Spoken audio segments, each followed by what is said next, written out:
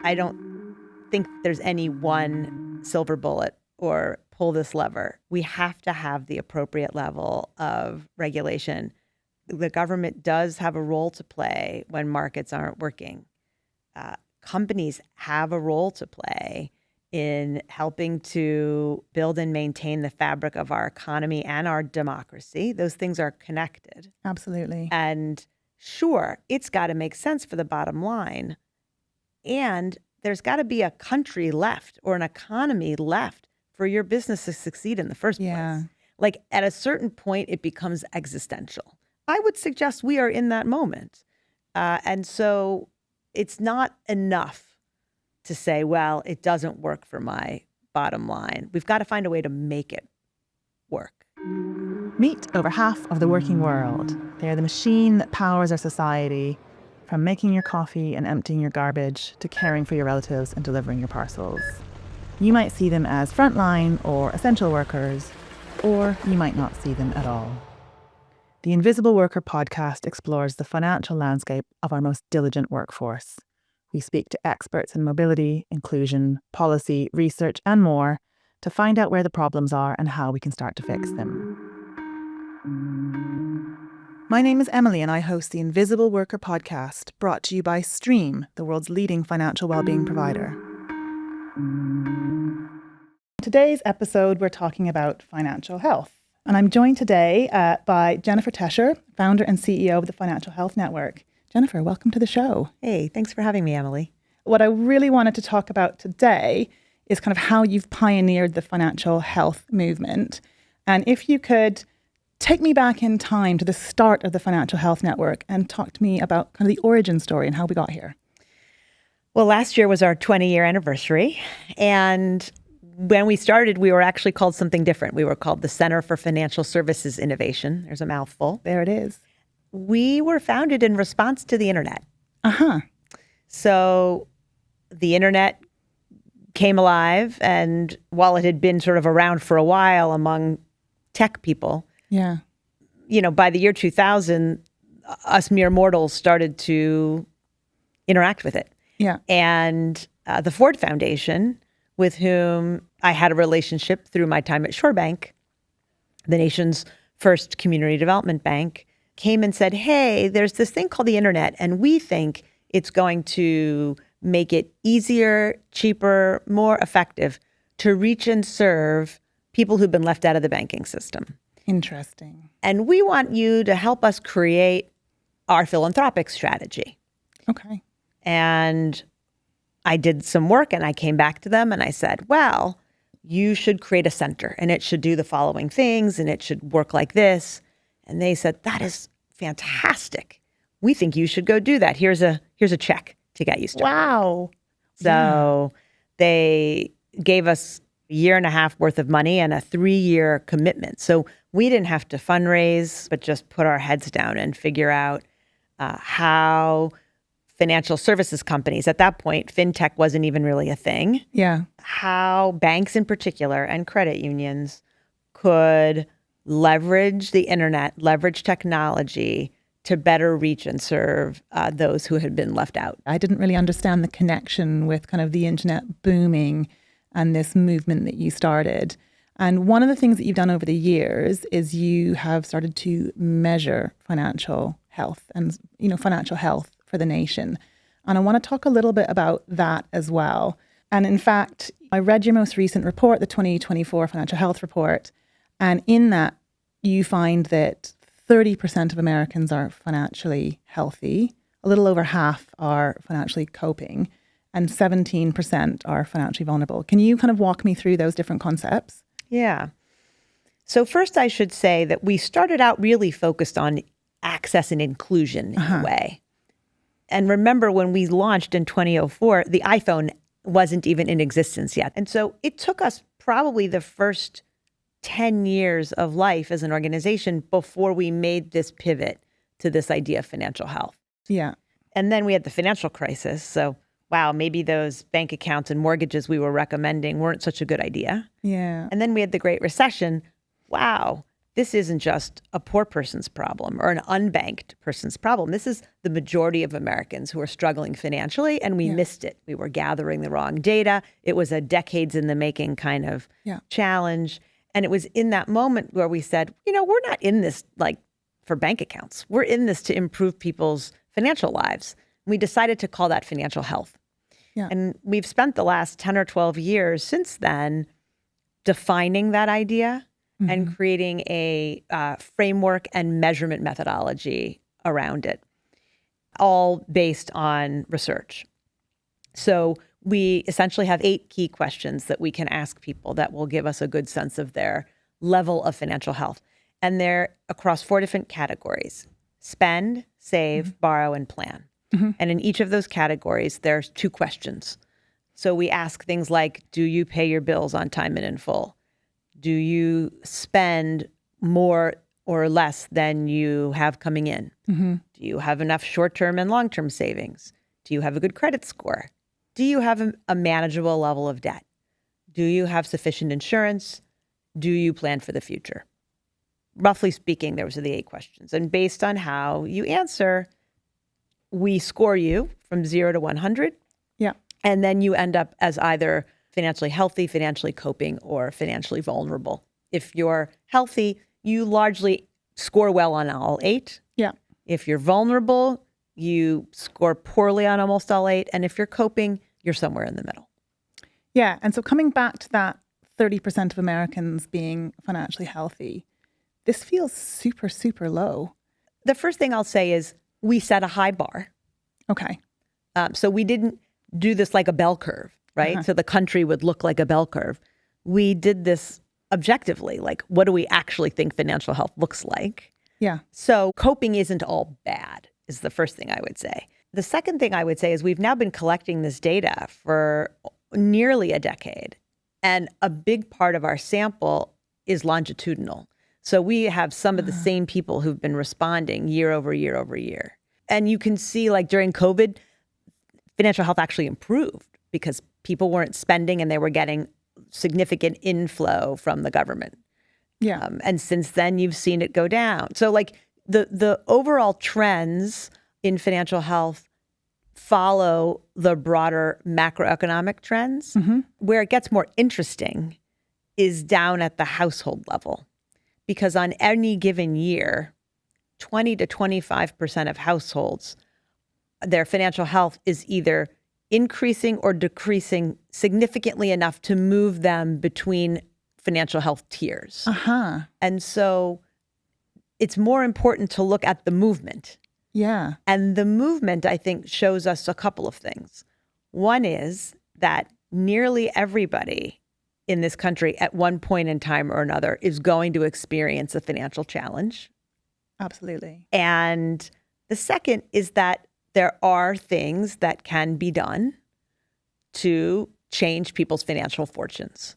And I think those are really important things to take away because there's a lot that goes into someone's financial health, financial life that's out of their control, that's out of a bank's control, for instance. Yeah. But there are a number of things that banks and others, employers, can do to support people. Yeah, and let's like give a little example here to what a financial institution can do. So, you can recognize that the majority of Americans, I think it's 55%, are paid by the hour. And so hourly pay comes with volatility in earnings. And so you can think about designing financial products that lean into that volatility, that enable you to pay more when times are good, maybe pay less when times are lean, or kind of manage the timing of those payments to work with your volatility, rather than building on the assumption that everybody has a stable income. I think that is a fantastic example. And, when we made this pivot to financial health, we were just coming out of the field on this really groundbreaking research which we called the U.S. Financial Diaries, which became a book. And the single biggest aha from that research is this idea that it's cash flow stupid, right? Like if you look at people's tax returns, you look at their annual financial wherewithal, many times they look okay. But when you look day to day, which is how people live, you realize that they're not okay. And I think one of the key insights was just how much volatility there was in people's lives, and not just on the income side, but also on the expense side. And not just among poor people or among hourly workers. There's growing volatility up and down the income spectrum. For a growing number of families, childcare is their single biggest expense. It is even bigger than rent. And we know that more than half of Americans are paying more than a third of their income towards rent. So I have 2 kids. I had them through IVF, and everyone always asks, is that expensive? And I say, my first was IVF. So yeah, so so I say it's not the startup cost, it's the running cost. Right? Very good. Yeah, no, it's an absolutely huge amount of income. Exactly. And I liked how you in the intro talked about the interconnectivity, in part because of how society is organized. Too often we treat these challenges as individual siloed challenges, but they all interact with each other in a very complex way. And if we really want to serve people well, we've got to find a way to interrupt the silos. Absolutely. And I do want to get into that more, but I want to come back to the numbers first. There's a saying that what gets measured gets managed. So kind of having the data is really important. And one of the things that you've been tracking over the years are the gaps in financial health based on demographics. Too often we try to understand people using averages and annuals. We also try to understand them as if they're a monolith. And people's identities matter. They contribute significantly to people's circumstances. And if we really want to both understand them and understand how to serve them effectively, we've got to appreciate where they're coming from. Let's look at race. If you think about the percentage of people who are healthy. Yeah, so 30% being the top line, right? Right. 13% of white people are financially vulnerable. 29% of Black households are financially vulnerable. That's a staggering gap. It's very hard to erase those gaps. We have seen some change over time, but not massive amounts of change.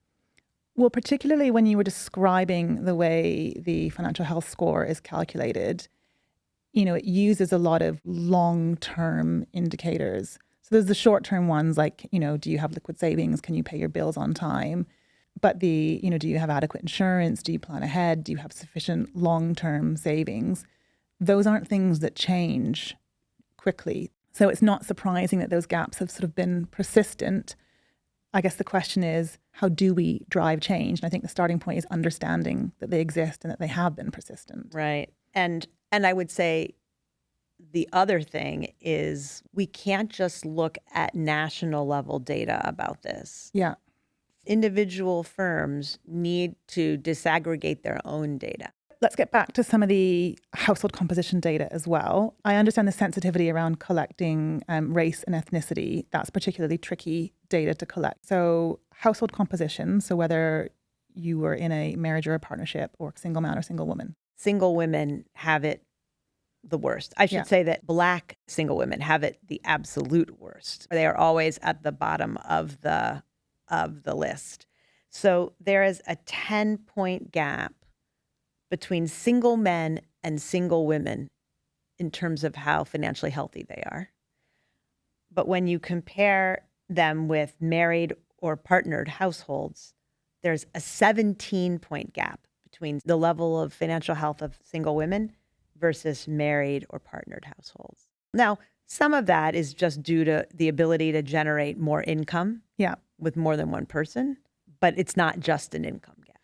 It's not just that. And some of that will be due to unpaid labor. So as a single woman household, you are twice as likely to be a single parent compared to a single male household. And so you're doing double the unpaid labor in terms of childcare. You are also much more likely to be working part-time or low paid if you are a woman. So if you are wanting people to become financially healthy, you need to give them the tooling to enable that to happen. And if you are requiring, half of the population, just women, for example, to do the majority of the unpaid labor, that is propping up GDP. That unpaid labor is enabling productivity to happen. That should be a cost that's shared equally. I agree. Couldn't agree more. I want to go back in time now, and I want to conceptualize kind of financial health as the outcome of the American dream, right? Life, liberty, and the pursuit of happiness. And I think you can make an argument that the pursuit of happiness encompasses the pursuit of prosperity and also the pursuit of opportunity. The origin story here is that America was this promised land. And in fact, it was Europeans who were fed up of social hierarchy.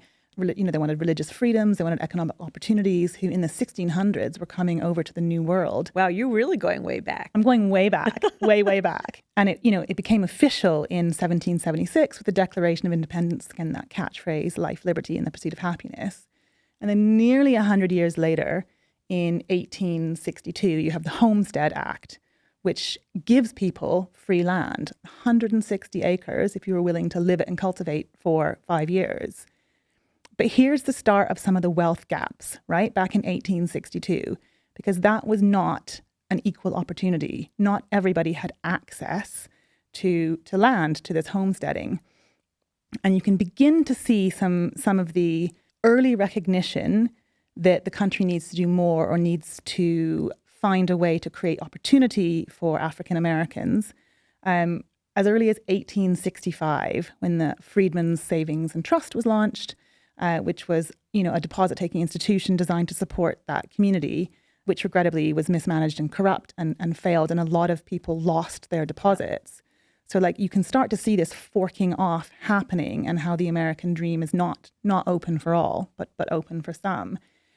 And then what you see over time is this repeated, what I kind of call course correction, the government trying to pull people back onto that path and actually making good attempts to create this opportunity for as many people as possible. Roll through to the 1930s with the Great Depression and kind of the New Deal by Roosevelt.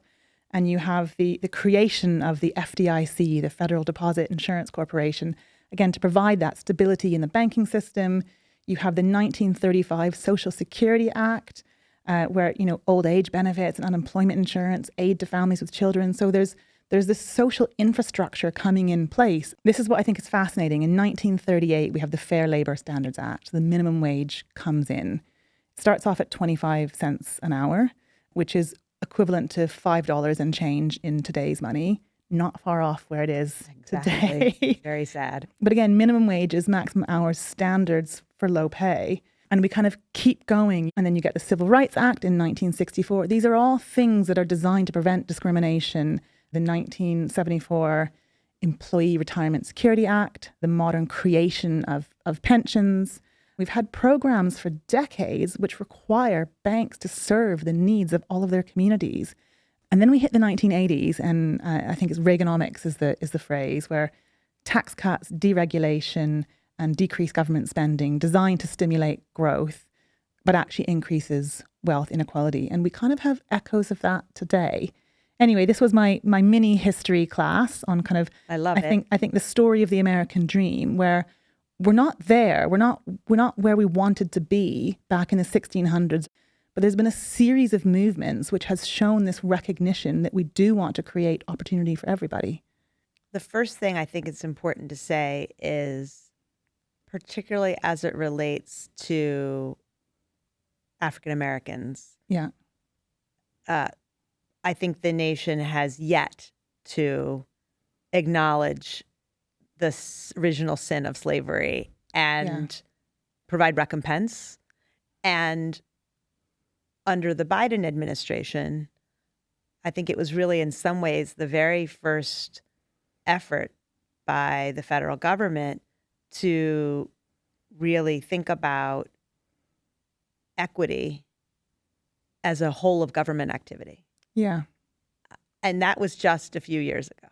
And now that's all gone under the current administration. I think that the other era that comes to my mind when I think about this issue is really the post-World War II era. Yeah, the boom. If we could replicate any time in the last 100 years, that would be the era that I'd want to replicate right now.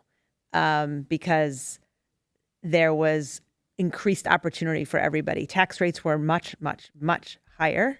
Mm-hmm. There was among the lowest levels of wealth inequality. And the understanding between the corporate sector, the private sector, and the government was a very interesting and shared one.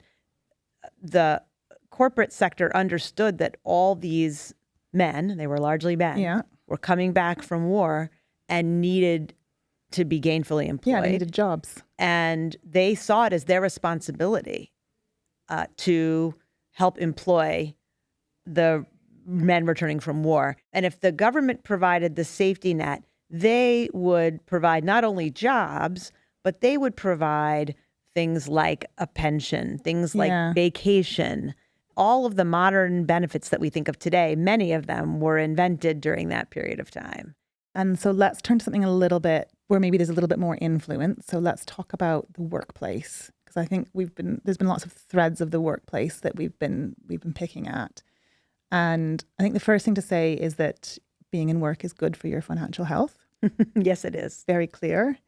Although the people who describe themselves as no longer being in the workforce are the most financially healthy. Yes. And that's because they're largely retired and or independently wealthy. Yeah. And that's a really interesting position to be in, where those who have left the workforce are enjoying greater financial health than those currently earning. And your gut feel says that shouldn't be the case, that if you're currently in work and earning, you should be at the height of your financial health. That's exactly right. So we're kind of in a funny position where being in work is definitely good for your financial health. It's better than being unemployed. But we have a group of people who are enjoying much more prosperity. Mm-hmm. And again, we can probably link that back to things like home ownership and accumulation of assets. So being in work is good for you. Working for a large employer is particularly good for you. Mm-hmm. So what your data shows is that 39% of those who work for a large employer, and by large I mean more than 1,000 employees, have good financial health, compared to just 24% of those who work for an employer with 100 or fewer employees. And so being in work for a large employer is good for you, but they only represent 40% of the workforce. The majority of Americans are employed by small business. Yeah. And by volume, small business is something like 90 plus 97% of jobs, but by volume of employees. So the very smallest account for 23%. And then in the middle, we're looking at the remaining, I think 37%, give or take. I think it's really interesting that large employers are doing so much better for their people. And I think the question is why? What is different about working for a large employer? Ooh, I think that's complicated. Yeah. I mean, the easiest and simplest answer is cost. Uh-huh.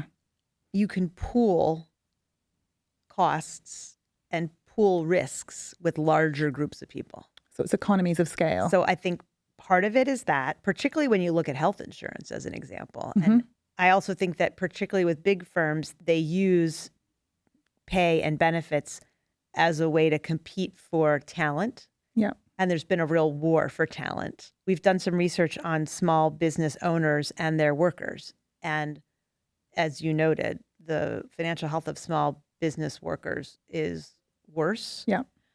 And yet the owners of those small businesses care more. Yeah. And they want to be able to do more. And the workers in those businesses actually perceive that care. So when you look at other pieces of research, if you work for a smaller company, you feel much more cared for and you are much more likely to rate your employer highly. Right. And listen, some of it is absolutely cost, but a lot of it is I don't have the time or the wherewithal. I employ 3 people. Yeah. And it's a lot of work to find your way and navigate through the providers who can offer these things. And that's a really interesting point you raise, because there are also some providers who just wouldn't serve a small customer. And, you know, again, back to the economies of scale. Yeah. You know, how can small businesses band together? There are lots of different ways in which they do that. But I think there are opportunities for more of that kind of collective buying, if you will. Yeah. And if we can kind of park those challenges for a moment, the other side to the employer is the what's in it for me. And so you've kind of got this altruistic angle, which says, well, it's the right thing to do for your people to invest in their financial health or to invest in tools that support them, or even if it's for retention. But a lot of it is about the bottom line, which is employers increasingly recognize, and I think more so since the pandemic, that healthy employees are just good for business. And here's the link with kind of the financial, physical, and mental. Those in poor physical health, only 11% are financially healthy. And those in poor mental health, only 8% are financially healthy. But here's the story for employers, because, research from the CDC suggests that absenteeism costs businesses over $200 billion a year. But presenteeism, so being in work, but being distracted by your financial health or your mental health or your physical health, costs $1.5 trillion a year. And I was thinking really hard about how big is a trillion, right? We throw these numbers around. And so here's where I got to. If you were going to count to a trillion and you wanted to finish counting today, you would have had to have started 32,000 years ago, back in the last ice age. Yeah. So employers are absorbing an ice age and a half of worth of cost on presenteeism. That is quite an analogy. That's really helpful. Whether it's the business case for employers, whether it's the business case for financial services providers, there is a business case. Yeah. But I also find that ultimately it's leadership that matters the most. Because if you're a CEO who understands why this matters, you will say yes, knowing that the business case will emerge. If you're a CEO who doesn't buy it or doesn't get it, you are going to have to see a business case down to the penny with enough of a delta to even be willing to say, let's try it. And so I actually believe that leadership and empathy are even more important than the business case. They are, but is that too much to ask? Should it not be down to regulation?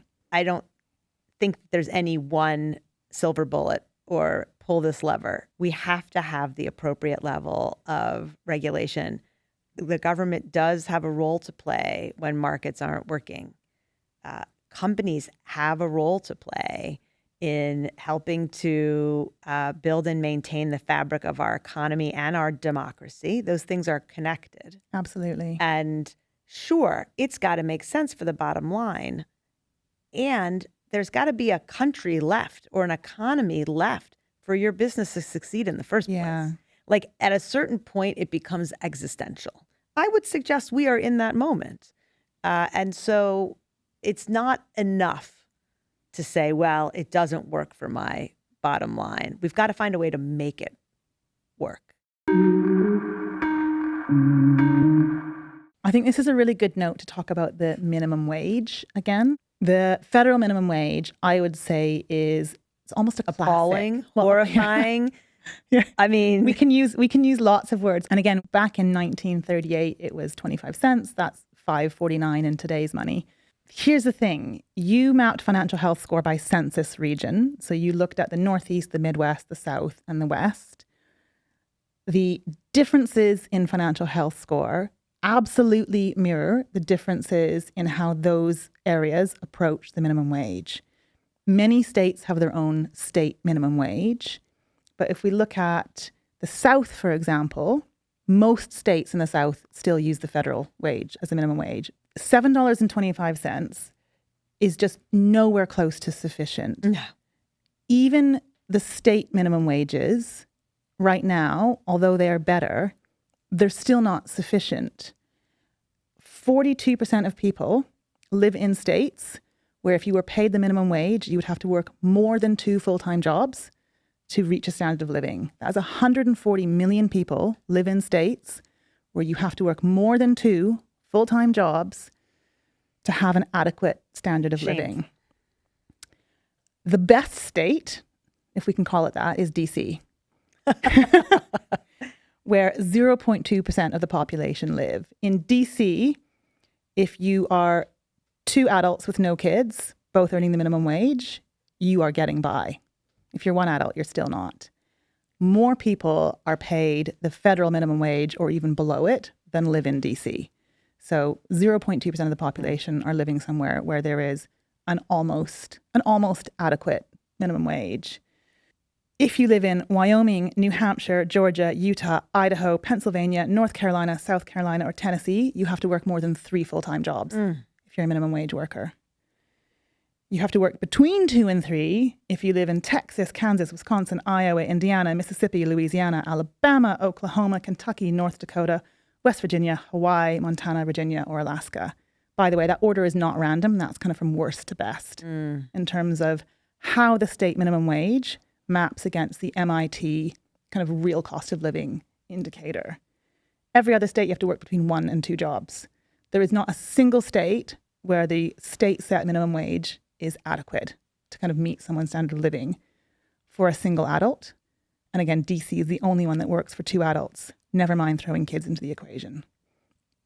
And so this was my question around, you know, how do we move this on? Because we know that a lot of companies will interpret what is set at a regulatory level as a recommendation or as an accepted level, but these can't be accepted. I almost don't know what to say because there are no words to describe $7.25 an hour at the federal level. It's just appalling. And I think the issues there have much more to do with a dysfunctional legislative branch and a whole set of challenges that actually have nothing to do with the minimum wage itself, but about how we function as a nation. There's really no other explanation for it. We put out a piece of research in the fall looking at the withering of the middle class. And we looked at 3 different cities and looked at what is the average monthly income. And then we did a budget using some standardized numbers about cost of living. And in none of those was the bottom line positive. Yeah. You were underwater. We were using the MIT calculator for the, what's currently paid in those places. So if we're not at a barbarians at the gate moment, I don't really know when we will be. But this is a lack of political will. And the cost of living has changed so much in recent years. So here's a fun little fact. I used AI to grab this data when I was prepping for our recording. And then because the AI data was from 2003, I then went and corrected it all myself. But so I got to see the 2003 information before I kind of pulled in the more relevant stuff. And in every single state, the MIT wage calculator had gone up by between $5 to $7 an hour. Ooh. So it was kind of accurate as of February 2025. I do wonder how much of that was driven by inflation and whether their information is a lagging indicator, given that inflation is now down. Yeah. It's still higher, but it's down. All right. I'm going to dig into that so I can put it in the show notes. We'll find out. But the state minimum wages, where there were state minimum wages, had typically gone up by sometimes a couple of dollars. There were some good ones there, but like $1 to $2, sometimes less. Whereas you were seeing this jump in cost by between $5 to $7 per hour. I really think we've got to think about standard cost of living increases in the same way we have for Social Security as an example. And they can go both directions. But given that we can't even revisit, a federal minimum wage that was set many years ago. 2009. Given how long it takes us, we really should be trying to build in an automatic adjuster. In the UK, that's what happened from 2016 onwards. The government set a mandate to say the minimum wage has to be uprated so that it becomes closer and closer to median pay. So lower earners have had the best pay rises in recent years. In the US, the minimum wage as a bite of median pay sits at 29%. But look, let's talk about systems change, because you keep saying everything is connected, and that really comes through in the work you're doing at the Financial Health Network. And I want to really get into your impact you've had over the last 20, 21 years, but also some of the big systems change you've seen. Do you want to walk me through some of those big moments? Sure. And they've all come really in the last couple of years. And it's like buses, right? You wait forever and then 3 come all at once. You know? Yes, exactly. It's particularly heartening to work for all these years and then to see all at once in some ways more systems level change. And I was looking them up and I kept finding your picture. I'm like, oh, there's Jen at that thing. Oh, there's Jen at the launch of this. There she is. And I could feel your impact and those long years coming through. I have an incredible staff and incredible alumni to thank. As we've thought about financial health measurement, what gets measured gets managed. And we've had, dozens, if not hundreds of financial services companies start to, in one way, shape, or form or another, do that on their own. It's really becoming part of the norm. Yeah. We also knew that if we could get regulators interested in thinking about this as a way in which they're supervising institutions. Yes.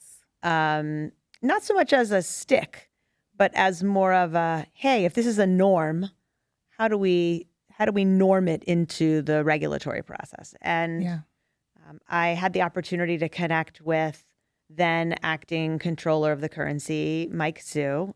As in that role, Mike sat on a financial inclusion advisory panel that I'm on. And it was then that he learned from me about this idea of financial health. And he was immediately taken with the power of a concept and a metric that looked at outcomes as a way to drive policy. He often talks about how any given financial product, the bankers point to their set of facts and say this is good, and the consumer advocates point to their set of facts and say this is bad. Isn't there a better way to see what is actually the case in terms of outcomes to consumers? So last year, he, at our big conference, announced a Vital Signs initiative in which they put out a paper identifying 3 or 4 key indicators that he likened to things like your blood pressure, your temperature. His father was a doctor. Like it. It's got the health check. So that's right.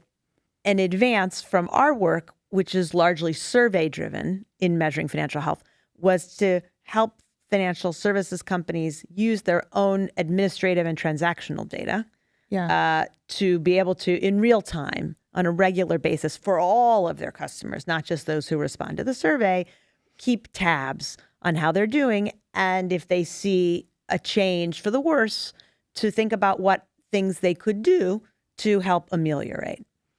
So that is super exciting. I think what will be useful to see in time, so the measures that the kind of OCC Vital Signs are looking at are positive cash flow, does the customer have a liquidity buffer, and do they have a history of on-time payments or a prime credit score? So those are kind of the 3 pulse check points. And it's your point around, can you move into observable data rather than self-reported data? And does that give you the same outcomes or same answers? We know that a lot of financial health is how you feel about it, not necessarily your bank balance, but saying to financial institutions, this is what you should understand about your customers. And if you're not seeing these things looking good, you need to flex your product proposition, or you need to flex your offering, or you need to intervene in some way. It's such a different way of thinking about the world. And I know he was saying that, a strong and fair banking system which enables individuals, communities, and the US economy to thrive, that is the goal of supervision, right? It's the health and the outcomes for those people using that system rather than other KPIs that you might be looking at. Yeah. All right, let's talk US Treasury now. So I want to give props to my colleagues at the Aspen Institute who really helped to drive the energy around the Treasury Department of the United States, ultimately creating this financial inclusion plan, putting us on par with most of the rest of the G20. We were one of the few countries that didn't have a national strategy around financial inclusion. it's important in particular because next year, the United States becomes the head of the G20. All the countries rotate. Yeah. And the United States' turn, if you will, is coming up. So you got to get your house in order. And whether or not that had anything to do with it, it is very timely. Yeah. And despite using the word inclusion, the document itself talks a lot about all of the things we've been talking about today. And in particular, this plan does talk about the importance of measurement. Again, we'll see what comes of this plan under the new administration. But the worst that will happen is it will be shelved until some future date. I think most of what's in there should be palatable regardless of one's political philosophy. Yeah, it's kind of the basics. And you're right, it talks about inclusion in the broadest sense of the word inclusion. So sometimes I think when we talk financial inclusion, we limit our thinking to those who are unbanked, whereas actually inclusion is about having access to useful and affordable products that meet your needs. Right. And so it kind of covers that breadth of the word inclusion. Right. And I think the other important thing to note is that when the Treasury released this, it had buy-in and support from the highest reaches of government. Yeah, absolutely. And you need that backing to get everybody to pay attention and to really invest in these things. The last thing I want to talk to you about in terms of systems is your work with the UN. It has been a tremendous honor and joy that I've had the opportunity to work with Queen Maxima of the Netherlands, who used to be the UN Secretary General Special Advocate for something inclusion related. And her imagination was sparked by this thinking of financial health, because in the global world, while there are still, a billion or so people who are unincluded, who don't have accounts, many, many billions of people have now been included. And so the question became, okay, now what? Yeah. And so we've worked closely with her and her team to think about how do you define financial health? How do you measure financial health? How do you think about that in developing countries, in countries where the majority of people still aren't connected to the mainstream? She has not just her UN role, but her role as a royal has really brought tremendous energy and enthusiasm to this work. And I think it took a while for the global community to sort of get with the program. It's been incredibly exciting to see folks get on board. And a lot of companies are now starting to set new goals around real outcomes for consumers. And she's also lending her visibility to major CEOs in the United States. Yeah. She's really helping to drive focus on the part of CEOs and also with employers, I might add. Yes. She's a former banker. She's an incredibly bright woman. And I really think she more than holds her own in these discussions with serious financial leaders and is really giving them a run for their money. The accelerant that comes from having that visibility and that profile.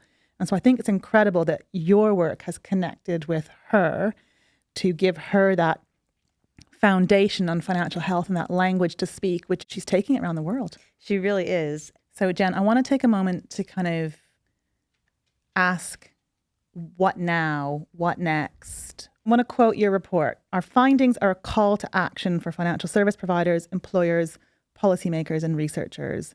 We urge these stakeholders not to accept the stubborn numbers in this report as a default status quo.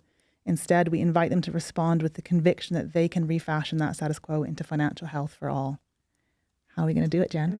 I hesitate to say this because I don't want it to sound like I think it's the answer to all of life's problems. But we haven't really talked very much about technology. Okay. We started there. Yeah, we with did. The internet. And in a way, it might be good to sort of bookend that with AI. I am as scared and nervous about the broader implications about AI as the next person. Yeah. And if we are able to harness it to mitigate the potential harms, there is tremendous opportunity to help people manage their financial lives. It solves a lot of business model issues. there's a lot to be said for the literal computing power of AI in helping people optimize the decisions that they need to make, whether it's about their cash flow, which bill should I pay first? How do I organize things so that I don't run out of money? All the way to things like, should I own or lease a car? There's just so many things that we could do, and not just advice like coaching or guidance, but the doing. So that's a big area of focus for us going forward. Yeah. Again, I don't think it solves all the world's problems. Like at the end of the day, people need money. Yes. And that's a broader problem. But I do think that giving people tools to empower themselves to make good decisions within the constraints of what they have. That's a really good distinction, though, tools to empower themselves. Because I think a lot of the time, kind of in the circles I move in, you hear people speaking a lot about financial education. No. Yeah. We're on the same page. We're on the same page here. You can't educate somebody out of a situation if they don't have the tooling to act on it. People know what they should be doing generally. Totally. They need the tooling to enable them to act. And I agree with you. I see big potential for AI there. There's another really interesting use case for AI, which is around call centers. Yeah. So enabling people to have a phone call with AI and just solve things in real time back and forth. A multi-language AI voice agent who can just talk to you and fix your problems and then take action. It's the take action piece is really exciting. I'm scared about a lot of things. And I'm also very concerned that we have to make sure that the models themselves are being trained on the data of the consumers we actually care about. Yeah. If you're just training someone on, what they have in their bank account, but you didn't include the fact that they're getting some federal subsidy, like they're getting food stamps or like you're missing the full picture. So I think the connection back to open banking and open finance is critical. Yeah. And we've got to make sure that we're building data sets and training models and ultimately flow data that really represents not just the totality of people's lives, but the totality of people's lives who are often left out in the first place. Yeah. And that's hard to do because those building the tools, those making decisions, those in power just don't have that lived experience. They're not low wage earners, or they're not experiencing that financial stress in the same way. And, from a human behavior point of view, it's really hard to see outside your own experience. Totally. So it's nobody's fault, but there's much more work that needs to be done. Again, coming back to that treasury piece on how do you design an inclusive system that connects all those dots for people so that as we train new AI models, as we do new things with technology, we are actually reaching the people and solving the problems. Right. And, in some ways now coming full circle, the internet was what birthed us in a way. But our job has always been to help people understand the real financial lives of people in this country. The guy who cuts their grass, the woman who takes care of their kids, the receptionist at their office, and to really bust myths about what we think and know about people. And there are times where I get frustrated because I feel like, haven't we learned this yet? We've been saying this for 20 years, but I think it's important to remember what you said, which is it's just very difficult for any of us to walk in someone else's shoes. We're very judgy when it comes to money and people's financial lives. And I feel like that's one of the, important things about a podcast like this is just continuing to remind people of, what it's like to be an invisible worker. Well, you've led me perfectly to my closing question. What is the one thing you wish more people understood about this typical American invisible worker? I guess I would say two things. Okay. One is people aren't lazy, dumb, uninformed, not paying attention. Most people who are living on lower incomes, or who are living on incomes where it leaves them very little slack, are the best budgeters. Yeah. They are the most careful planners because they have to be. Whereas people who have slack, like me, I don't have to think about it. And so a mistake that I might make has zero impact. Yeah. A mistake for someone living on the edge can be catastrophic. And I think the second thing I would say is that, and this is particularly important in this sort of very polarized and divisive time we live in, everyone pretty much wants the same thing. Are we back to life, liberty, and the pursuit of happiness? Life, liberty, pursuit of happiness. In looking at our data before I came here today, I looked at another demographic characteristic that I had not paid a lot of attention to, which was the rural versus urban. And are there financial health differences? There are not. They are almost identical. Fascinating. We all want the same things. And I think empathy is the watchword of the day. What can we learn about other people? And how can we remember that this could be any of us? We all want the same things. We all want the same things. Thank you so much, Jennifer Tescher, CEO and founder of the Financial Health Network. Thanks so much for having me, Emily. Before you go, make sure you stay in touch. Please subscribe to the Invisible Worker podcast on Apple Podcasts, Spotify, or wherever you go to listen. That way you can follow along as we release new episodes. Thanks again, and see you soon.